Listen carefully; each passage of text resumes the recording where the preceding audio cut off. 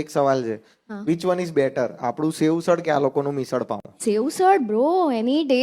આજે ખાઈને આવી છું. ક્યાં બાત હે, તો? એમને કયું ભાવે છે? એને બી ભાવે છે સેવસળ. અચ્છા. તો સાસુ સસરા આ બેઠા છે ને. ઓ બોલે, એટલે હા. तुम्हाला सेवसळ भावता है?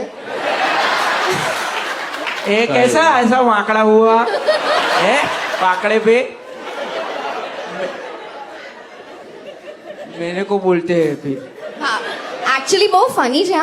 અમુક વર્ડ્સ ગુજરાતી અને મરાઠીના આવડે છે એટલે આપણાને આવડે છે, ત્યાં આવડે છે એટલે ગમે જ ભાઈ તને.